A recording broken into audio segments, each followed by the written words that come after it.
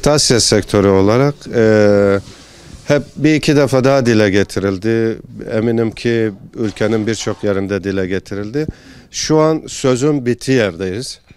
Yani kimi ilgilendiriyorsa, hükümet olarak hangi birimi ilgilendiriyorsa rica ettik, olmadı istirham ediyoruz bu saatten sonra.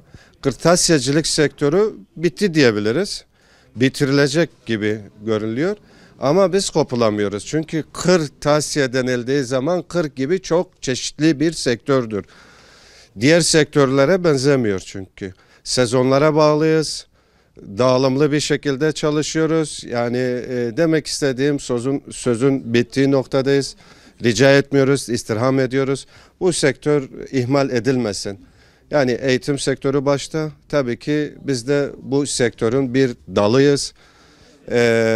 Üretici firmaların elinde evraklarımız var yüklü miktarda ve yaklaşık bir seneden fazladır oturuyoruz. Yani diğer sektörler gibi bir değişik, farklı bir alternatif sektöre geçemiyoruz. Çünkü çok çeşitli olduğumuz için durum çok vahim. Böyle ben kapatayım, başka bir sektöre geçeyim gibi bir şansımız da yok. Dediğim gibi bunun giderilmesi için ilgili birimler, üretici firmalardan özellikle evraklarımızın askıya alınması, bekletilmesi lazım. Bu da devlet eliyle olur ancak.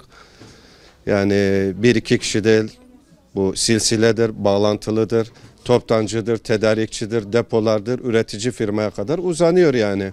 Matbaalardır. Dediğimiz gibi yani devletten büyük bir beklentimiz var. Yazık günahtır. Kırtasiyecilere sahip çıkılsın yani. Elimizdeki ürünlerin %10'unu tüketebildik. %90'ı bekliyor depolarda. Borçluyuz çeklerle, senetlerle. Yani devletten dediğim gibi bir el atılırsa en azından bu eğitim sektöründe başkasının elinde olan imzalı evraklarımız eğer kaşelenirse ticari hayatımız bitecek. Bu şekilde ciddi sıkıntılar yaşayacağız yani. Yani malum ilk başta okullar açıldığı zaman sevindik. Ama sonradan aradan fazla zaman geçmeden yani pandemiden dolayı okulların kapanması yani bayağı sıkıntı çekti. Yani malımızı satamadık yani. Ayrıyeten ödeme zamanı geliyor, sıkıntı yaşanıyor. Şimdi malı geri iade edemiyoruz. Yani o sıkıntı da var. Yani satış yok. Ayrıyeten okullar kapalı. Yani genel bir durgunluk var. En çok da yani kırtasiye olarak okullara bağlı olduğumuz için en çok sıkıntı çeken yani kırtasiyeciler oluyor.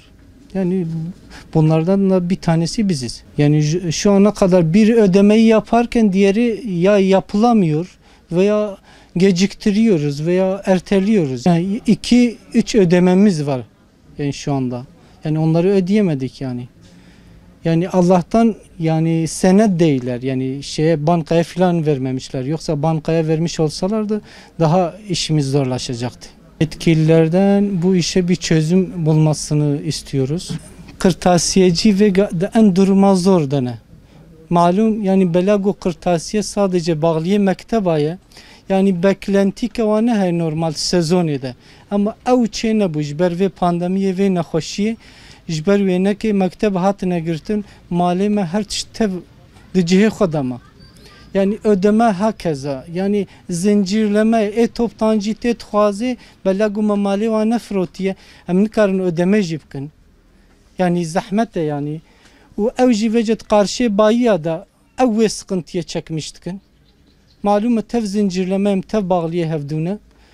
Yani xwestiname yetkiliye yani godes bavijne yani çözüm ekibi bin yani sonuçta muhakkak çözüme ve işi heye.